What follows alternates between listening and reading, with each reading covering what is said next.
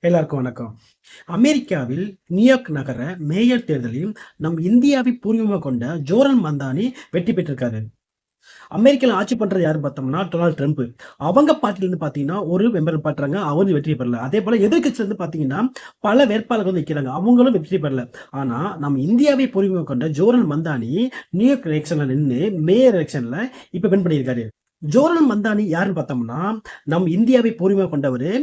அவங்க அப்பாவும், அம்மாவும் குஜராத்த சேர்ந்தவங்க. அப்பா வந்து முஸ்லீம் சேர்ந்தவரு. அவங்க அம்மா வந்து இந்து மதத்த சேர்ந்தவங்க. இவங்க என்னதான் இந்தியாவை சேர்ந்தவங்க இருந்தாலுமே, அங்கேருந்து பார்த்தீங்கன்னா, உகாண்டா போறாங்க. ஆப்பிரிக்கா நாடான உகாண்டாவ போயிட்டு, அங்கேருந்து அதுக்கப்புறம் பார்த்தீங்கன்னா, ஜோரல் மந்தானிக்கு 7 வயசு இருக்கும்போது, இவங்க வந்து நியூயார்க்குக்கு, அமெரிக்காவுக்கு வராங்க. ஜோரல் மந்தானுடைய அப்பா பார்த்தோம்னா, ஒரு காலேஜ் புரொஃபசரு. அவங்க அம்மா வந்து பிலிம் டைரக்டர்.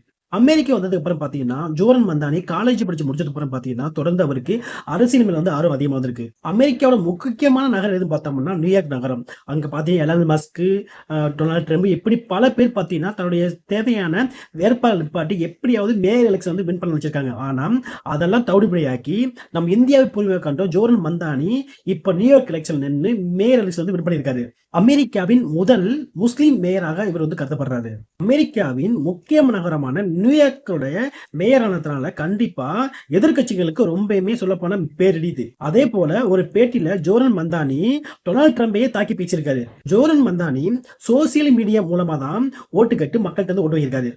யூடியூப், பேஸ்புக் அதே போல இருக்கக்கூடிய டிக்டாக் இது மூலியமா பாத்தீங்கன்னா மக்கள்கிட்ட ஓட்டு கேட்டு வின் பண்ணியிருக்காரு.